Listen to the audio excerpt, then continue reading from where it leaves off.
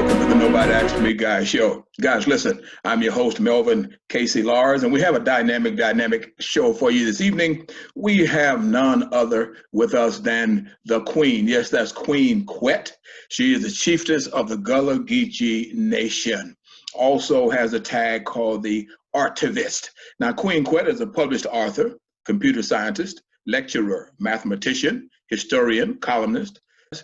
She's an environmental justice advocate, environmentalist, film consultant, and again, the Artivist, the first Gullah Geechee person to speak on behalf of her people before the United Nations in Genevieve, Switzerland. In 2008, she was recorded at UNESCO headquarters in Paris, France, at the United Nations conference in order to have the human rights story of the Gullah Geechee people archived for the United Nations. In 2009, she was invited by the Office of the High Commissioner of the United Nations to come and present before the newly founded Minority Forum as a representative of the Gullah Geechee Nation and the International Human Rights Association for American Minority Rights. She also represented Iran and the Gullah Geechee Nation at the UN's Conference of Parties in Morocco. She returned to the UN for the Ocean Conference in 2017, and in 2018, she represented her people at the Global Climate Summit. Now, as you can see, Queen Quet is quite a woman. Now, Queen Quet's global journeys are presented in a weekly broadcast on Gullah Geechee TV. So, ladies and gentlemen, please allow me to introduce you to a super individual in the person of Queen Quet. Queen Quet, as we introduce you, will you please share just a little bit more about what you do and what this advocacy process is all about? Because we know that it's national, and we really want you to share that with us. So, guys, sit back, relax, and enjoy. So a lot of my work had to do with making sure people heard us, learned about us accurately before anybody displaced us from our land. So I know you understand that aspect of our folk, Black folk, getting displaced from place to place over generations. And so a lot of my work is focused on that, because I truly believe that the land is our family and the waterways are our bloodline. So every day for all these years, I've woke up to work for my people. And so it's just a blessing to still be here doing that. That's largely what I do. I always tell people it's easier to say what I don't do than to tell you all of what I do. Definitely. I'm in full agreement with that. Listen, as you share those nuggets with us, will you please expound a little more on what Gullah Geechee is? Most of us, even those of us that are people of color, have butchered that term, as you alluded to earlier, misused that term, and really many people have no concept of what Gullah Geechee. Can you share that with us, please? Sure, and I know why you said that about the butchering, especially in the South and Southerners going north, because you heard a lot of misinformation about, stay away from them Geechees and stay off the island, and they're backwards, ignorant rice eaters. We've heard it all. But people did not really understand the reality that the term Gullah, first and foremost, means people blessed by God. That's what it means. And it derived first from the Angolans, who were the first set of Africans kidnapped and brought to these sea islands from the motherland. Later, due to the fact that they were always found in uprisings, they banned the importation of the Angolans. But the reason the term Gullah stuck was because they would sell them and say, we have a stock of Gullah for sale. They would bastardize or cut off or misuse, as you mentioned, the term Angola.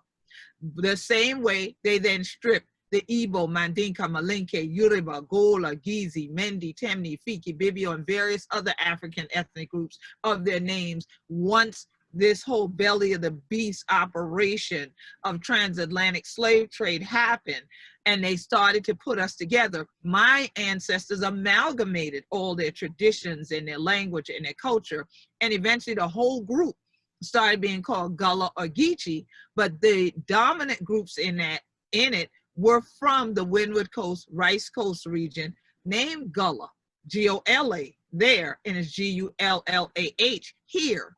And Geechee comes from the Kizzi people, K-I-D-Z-I, and Geechee, G-I-D-Z-I, you'll see some people spell as well. And so the K-I-S-S-E-E and G-I-D-Z-I from the Windward Coast, Rice Coast region. And a lot of people hear about us, of course, because of rice, because that is a major staple of our diet still. But you got to think about why.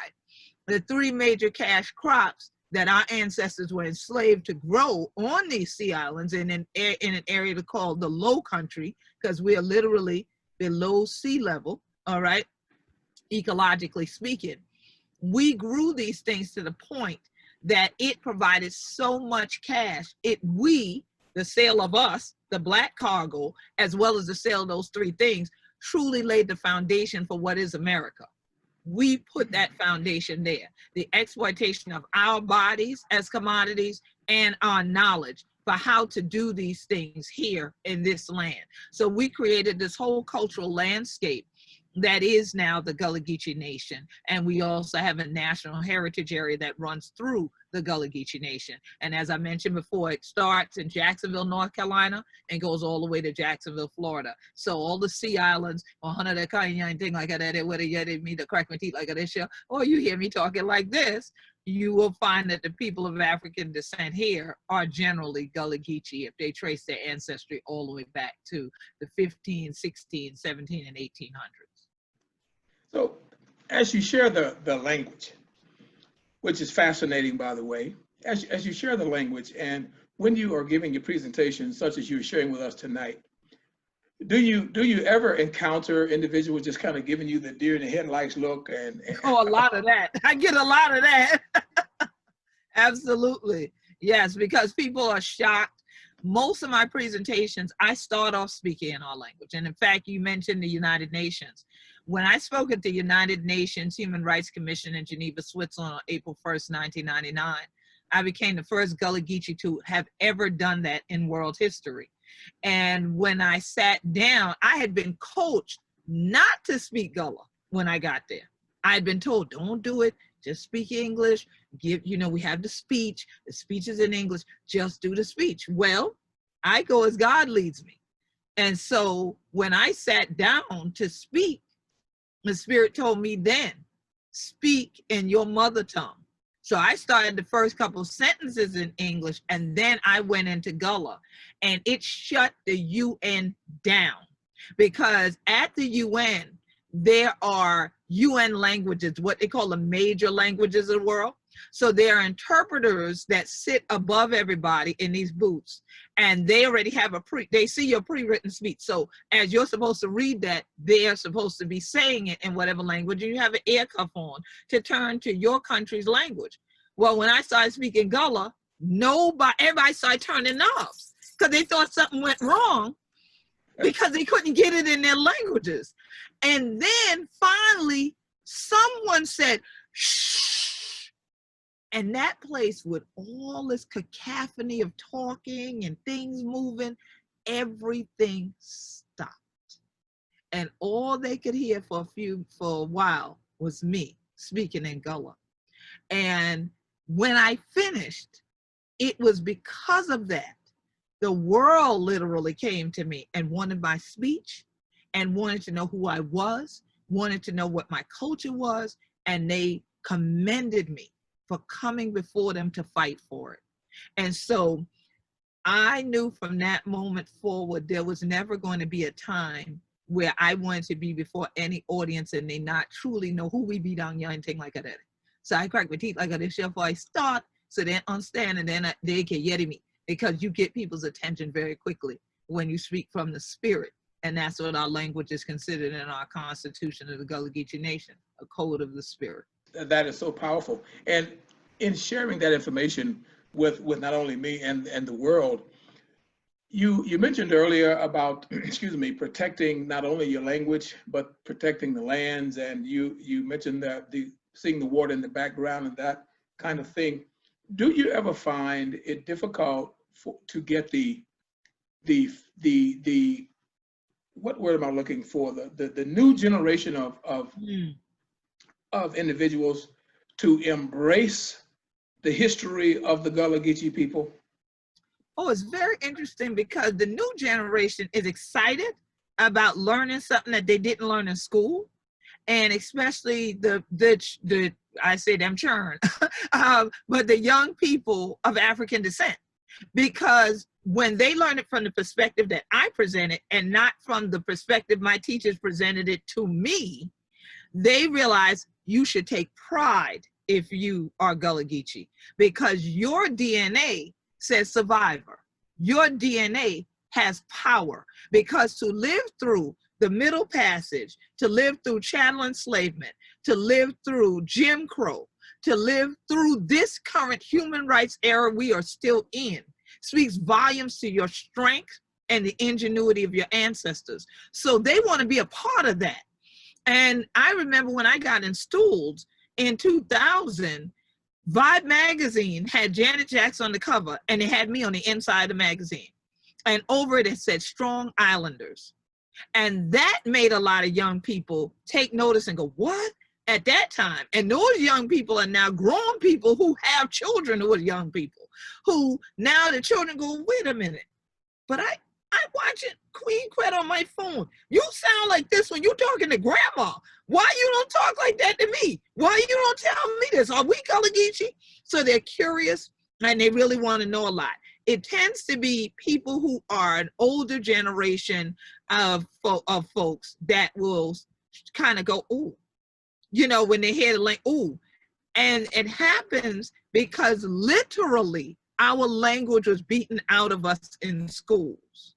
Literally, there was corporal punishment issued if you spoke our language. People were harassed, like when you and I said that about how people use the term Geechee, they moved to cities and then they got harassed and tortured and teased by usually a lot of other Black folk who were from the South, who said to them, oh no, we don't do that here, you know. But look, if I been owe her money and things like that, you would have threatened for jokes, manny. Okay, so now your language will come out if you thought I owe you something, but you were in the cities hiding it. So now that generation shies away because they were taught it was backward. They were taught it was ignorant. So I started teaching a course called From Backward to Brilliant. And when I started teaching about From backward to brilliant. Because the same people who used to say in academic institutions that we were backward for speaking our language now consider us brilliant for having held on to it and for being an African ethnic group in North America, still holding land and still holding our culture. And so therefore, we got to be pretty brilliant to do that in the midst of all that's going on. Anyway. Absolutely. You know, now stop me if I'm going where I shouldn't be going. Go ahead. I noticed, and I was reading following information where you had a gentleman that looks like you and I, that's supposed to be some hip hop mogul that goes by the name of Kanye West. Oh boy, this dude. And in reading the information, I was appalled and I wasn't even there. Right.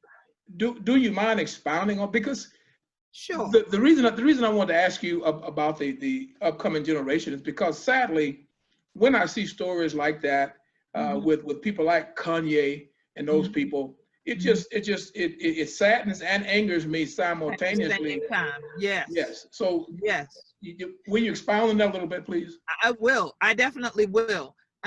Interestingly enough, I had to go ahead and tweet nay to yay, and nominate him, as we say, Bunkie today, for another person who is a native Gullah Geechee, Charlemagne the God. Okay, I had to tell Charlemagne the Breakfast Club, y'all can go on and make him y'all donkey today, because he had I understand he's going through some mental health issues, but he's been going through them for a long time. And I saw the mental break when his mom died. So I have compassion about that. But at the same time, the people who live with him, the people who are supposed to be his family, ought to be in his corner, letting him know and trying to intervene and try to get him some help, because he already was arrogant before the meltdown that we saw. Okay, I followed his career. I have his CDs. Okay, so to find out on Monday that he had been here in the Gullah Geechee Nation in Charleston on Sunday. Charleston, South Carolina is called the Holy City. And I had to let him know he was very unholy on last Sunday, because he had the audacity to throw out of his little gathering announcing his run for the presidency of the US. He threw out one of our beloved Gullah Geechee artists named Met Nelson. Met Nelson is one of the most humble people you want to meet. And one might call him a gentle giant because he's a very tall brother. But this brother has been creating every day from what little he has in a very rural part of South Carolina and posting every day about his state, teaching people Black history, teaching people that we're here, teaching people that we have a lot to celebrate here. So he goes to this man's rally because Met had painted Kanye West and the dude y'all got in Washington, D.C. many, many months ago. He had painted the picture when those two got together. And he thought, oh my, and when he painted, I went, oh, what is he thinking about? Like that. But then I realized he is scribing the legacy of today, the history of today. So since he loves history, he painted it. Well, he decided he would put that painting out here for $1 million price tag. But Met went to Kanye's affair because he liked Kanye. He sincerely likes Kanye. He goes there, and when Kanye is opening the floor to questions, he simply said, what about the Gullah Geechee? Kanye's face shifted. Like you saw this anger and this vehemence, and he announced, you probably one of them. Throw him out of here. And when he said, get him and throw him out, he went to have him bodily removed, and Met just threw his arms back. So, and he, like I say, he's a tall guy. So whoever was coming, they didn't put their hands on him, but then Met was going out, but on his way out, he again said, Gullah Geechee. And so the news media, especially our local news media, picked up on this horrifying incident because no one comes usually to the Gullah Geechee Nation to disrespect us. Never, never. So he did something that nobody appreciated. And of course, he didn't make it on the ballot in South Carolina. All right. And so I addressed this in an open letter when I saw Met's tweet on Monday. And I was like, oh, what is it? What about Kanye? Kanye was here, right? So I looked, and then people were like, that's not you.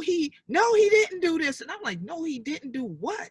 So I clicked the video and I was through. I stopped all the work I was doing and sat down and penned him a letter, starting off with letting him know that I hope Jesus was walking with him when he read my letter. And we are still waiting for an apology from Kanye West. So I'm not going to stop waiting for it. I'm not going to stop speaking about it. It's unacceptable behavior. And I feel that he and others have been emboldened to be disrespectful and rude because of who is in Washington, D.C. That is an example of that type of ill-mannered behavior, but we would just call it being no manners and being improperly raised or not raised at all. Your mama ain't raised you right is what we would say, point blank and period. Okay, so it's a good thing I wasn't there Sunday, because y'all would have seen me on the news with a switch in my hand. That's what I would tell you right now. It's a good thing I wasn't there and that I saw it on film like other people. I'm sorry, but that was beautiful. You know, I hear you so very loudly. But listen, if you will allow me, as you've shared that, you know, I'm looking here, and I have to return to your resume a little bit, and it talks about the B.J. Whipper Community Service Award, and we're talking about the Gullah Geechee people, etc. How do they marry? Can you share that with us, please? Surely. Well, oh, that was a wonderful honor. I've gotten a few honors in my life, but that was memorable, just like when Asala, the founders of Black History Month, named me a living legend. That was awesome. But now that was done in Washington, D.C., but the B.J. Whipper Award was done here at home, again, in the Holy City in Charleston. I was honored for my leadership here in South Carolina and the service that I've given. And it was a powerful evening. And I didn't know, and I was wondering who nominated me. But who nominated me? Because it was actually the South Carolina Voters Group, and it's a Black group that encourages us to continue to be active in voting in American politics, that had this huge banquet. I mean, you talk, but we were sharp. I ain't want to touch nobody that night because I thought I'd bleed all over my clothes. That's how sharp my people was up in there. You hear what I say?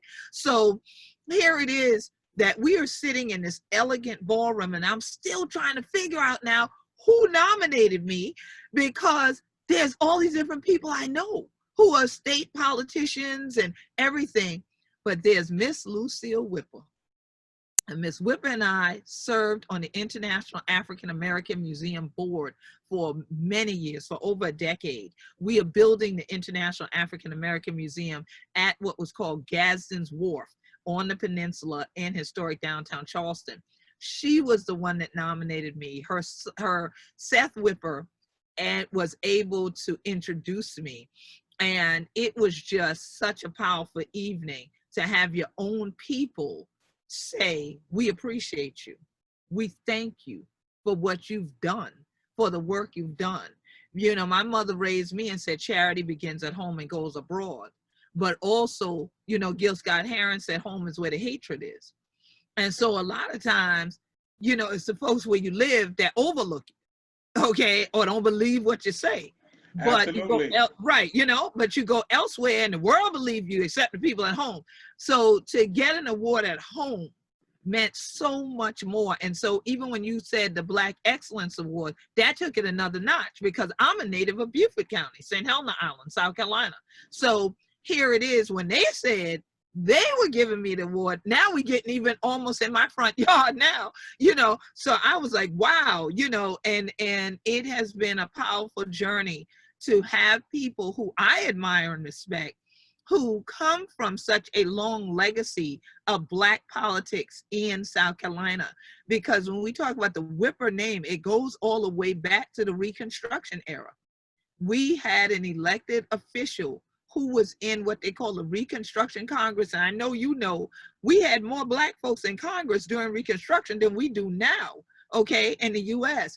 And so it was powerful to be there with people who are elected officials, retired from that, and then to bear this award with the Whipper name on it, because it dated all the way back to the roots of our history, our legacy here, and the power of what we can do when we stand up for our rights. And so, yeah, that's one of my treasured awards, and that night was really wonderful. We had a great time. Wow, beautiful. Listen, I know you have another appointment, but I must ask this before we leave. With all of the, as we talk about politics, and with all of the,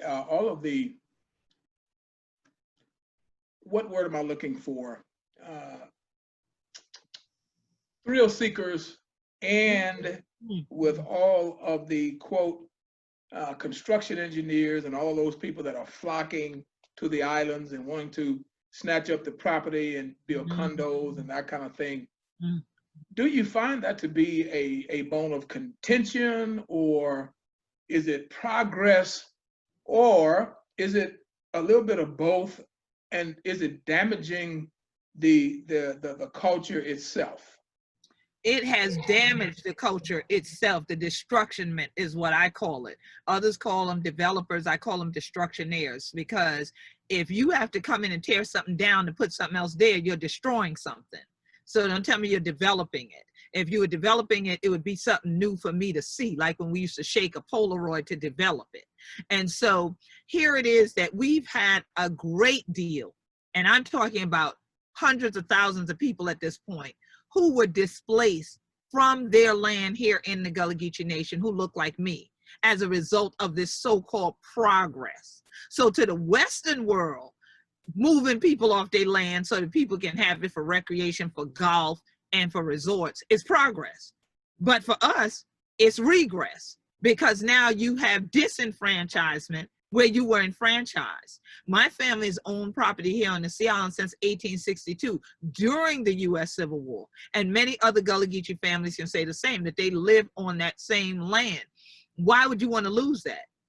That's a losing game. So it's not helping us, it's helping other people, because even when they come in, the so-called jobs they talk about giving people are minimum wage jobs, they're menial jobs, they're not managerial jobs, there's no real advancement in it.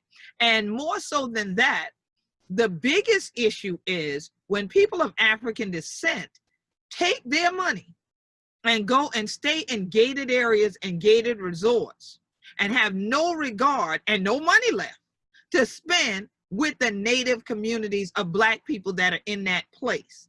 And so we've seen that happen by the millions of visitors that come down here annually. And then they leave us with the tax burden, though, to make sure that the roads are repaired and the bridges can be done. And right now, Hilton Head, which the world knows about, is the precursor of all the other destruction that came to our coast. Right now, we have a couple of petitions up to stop them from using the name plantation, the word plantation still on their gated areas. But I told people for years, the reason they do that is because of the psychological value that it has. They want to make sure that if you coming in there and you look like us, you know where they're relegating you to. And they sell it to others that don't look like us as a sort of the plantation a la Gone with the Wind. The day of that is over. It's freedom time. We be Gullah Geechee anointed people and we be free. And so we have a telethon and people will still be able to view it even after your broadcast and well beyond on Gullah Geechee TV that will outline what the issues are, and that we have a GoFundMe for the Gullah Geechee Land Legacy Fund, which is an ongoing fund that we're trying to get an endowment for of $300,000. So that will be there sitting there, because we constantly, if you say it's a bone of contention, yes, it's a battle and a bone of contention that I've had to fight for all these decades. And so people can follow GullahGeechee.tv and subscribe for free. They can also follow the Gullah Geechee Nation Facebook fan page. They can follow at Gullah Geechee on Twitter and Instagram. And let me spell Gullah Geechee right now. It's GULLAHGEECHEE.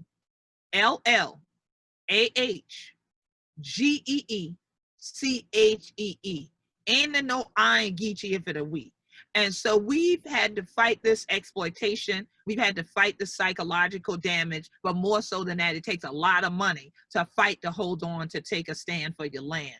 And so people are donating to $ Gullah Geechee Nation from Cash App to contribute also to the Gullah Geechee Land Legacy Fund, so that we can continue these battles, because it's not just homes that get damaged. We have had churches get displaced. We also have had graveyards built over. So you have to have a lot of wherewithal, and some of that wherewithal is not just mental and spiritual, it's a lot of it is financial. And so we really appreciate folks like yourself who want to broaden the horizon on this and expose this to more people, so that they really get understanding of what it is we're fighting for and the land we're standing on. Because like I said before, the land is our family and the waterways are our bloodline. So that's why we continue to fight for it. And so I hope that we'll continue, even though anybody asks you. I'm telling you, we're going to look for you to join us in this fight, my brother, and to definitely keep people aware, but then help people to really understand where we're standing and why this is important and should be important to Black folks around the world. And you hit the nail on the head. It's certainly important to me. And I'm personally embarrassed that I haven't visited there yet. I've been saying for years that I'm going to visit. Well, actually, I used to manage a singer. Yeah. And we came to TCT, to Total Christian Television. Yeah. Carlos Sese. Okay. And that's the only time I've been in the area, and I did not take advantage of visiting and learning more, etc. Listen, one last thing, and I promise I'm going to let you go. Yes. Now, okay. I know that you are a published author, and we didn't talk much any at all, actually, about the publication. Can we visit that a little bit? I'm also a published author as well. You see some of my stuff in the background here, but can we talk a little bit about that? Well, at this point, I have published 15 books. Most of them are about Gullah Geechee history, heritage, and culture. And folks that are interested, you can go to gullahgeechee.biz, gullahgeechee.biz. You can purchase the books there. And you can also go to the website that my brother's been sending you to since the beginning of the show, queenquet.com, and Quet is QUET.com. And you'll see a variety. You'll see all the books stretched out there. You'll see that some are inspirational books as well. So one's called Seeking Purpose. And a lot of people like to read that because that's what they are seeking. But many others who are seeking to find out the truth an authentic story about Gullah Geechee, not something that makes us look like myth or legend, and it's not coming from a Eurocentric perspective of us as just some happy singing folks in the field. They purchase my books. And so many universities around the world use them. And people often ask me, can you get it on Amazon? You can buy my books on Amazon, but let me explain that to you. That means Bezos is making more money, and I ain't getting that much money. All right. So if you get it from gullahgeechee.biz, all the money goes back to the Gullah Geechee Sea Island Coalition, which I founded. And so that keeps the work going for me to go to the UN and do all these things you and I have been talking about tonight, and that people will see on the bio when they go to the website. So definitely, I've written a lot of books. I'm still writing more because the Spirit led me and said, you need to write 30 volumes. And so I'm halfway there. So I believe I will live for a while longer because I need to complete that aspect of things. But I also blog on GullahGeecheeNation.com. So if people follow GullahGeecheeNation.com, they can get weekly things that I write there as well. But I prefer people to do longer reading than tweeting and texting. So yeah, definitely getting some history books and our story books, as I say, because I always tell people, you know, when he told a story, something happened with his printing press, and we our pages just fell out. And then when he started printing again, it was a mistake, right? So he left all the Black history out. So I'm printing my own books, and then that way we'll have it, okay? And so it's about who we be down here in the Gullah Geechee Nation. So I appreciate you asking about that, and I hope that many of your viewers will go ahead and purchase some books. In fact, right before I came on the show with you, the computer made that ding, and when you heard that ding, it was actually an order, and it was a list of books that someone had just bought from the site in celebration of our coming Gullah Geechee Nation Appreciation Week. So tonight really launches it for me, because this is normally our Gullah Geechee Family Day we would have had tomorrow, but this year we were going to have Gullah Geechee Family Weekend starting tonight. So I believe in divine order. And since someone tell me you did it in Louisiana and things like that, with my other rest of people did the Gullah Geechees and things like that, well, I've been the second line with and things, all right, then I just feel it's all right. We still got family here, still family weekend for me. So this is wonderful. Absolutely. So tomorrow, July 25th, yes. I understand there's something exciting going on as you talk about this weekend, and then we are going to end this show, because I mean, I could talk to you all day. I know you and I really could. We gonna have to get back together and get under oak tree and get a big old fish fry going or something. Yes. Well, I know you probably prefer crawfish, right? So you don't. Oh, I'm shocked. Quite the contrary. Fried fish is my staple. It is. Okay, so we good. So we good then. I won't insult you, with the Louisiana. All right, that's good. The fried fish will work. We do that here all the time. So we gonna get under the tree when all the Rona go about her business.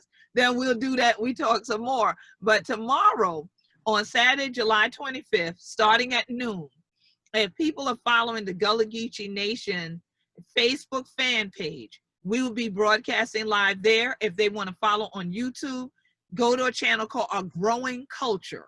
A Growing Culture, and it's going to be coming live there. You'll be able to comment and engage with us. We are having the hashtag Gullah Geechee 2020 telethon, and it is taking a stand for Gullah Geechee land. We're raising money for the Gullah Geechee Land Legacy Fund. So that's why already tonight people are donating via Cash App. People have already gone to the GoFundMe and they're already donating. They've started the telethon tonight, and this is such a blessing. I've seen tweets with it and people are retweeting it, and then we hear the little bag shake that Cash App sends, and so we know folks are sending things in, and that is such a blessing to us. So tomorrow it'll be live from noon to 2, and then after that, throughout the whole next week, which is Gullah Geechee Nation Appreciation Week, it'll re-air on Gullah Geechee TV and then also on our social media via Facebook. And so I pray that everybody that's viewing this tonight is definitely there with us tomorrow. It going to be a time, it will be singing and all kind of thing going on, the drum going to be sounding, and Hona going to yeti something. Hona probably ain't been yeti before, you see. And so this time we're really going to have a good time. And so I appreciate you asking about it and appreciate your support for it. Fantastic. You certainly have our support. Ladies and gentlemen, listen, I know that you are as excited and as pleased as I am. We've had a great talk. with Queen Quet. And let me say AKA because I'm going to call her Queen Quet. But let me say AKA Marquetta L. Good. Let me tell you, even my mama don't call me my birth name. Everybody calls me Queen Quet because after you're installed and I'm an elected head of state, the proper protocol is only to call me Queen Quet or to say Queen Quet, chiefess of the Gullah Geechee Nation. So definitely, that's the way we do it. Thank you so much for schooling me. Guys, it's been great. We want to thank all of our guests that have been here with us and that have enjoyed Queen Quet. And as always, I am your host, Melvin Casey Lars. And you can always contact me at the Nobody Asked Me Guy Show at gmail.com. And as always, we encourage you to make that purchase, man. We have our latest book called Mothers in Their SMEN, an introspective look at mothers rearing their sons. It's not a book about telling parents how to rear their children. It's a book actually about relationships with mothers and sons, etc. And as I told you guys before, we had over 400 moms do a survey, from moms that were, quote, socially challenged financially, all the way to moms with PhDs, etc.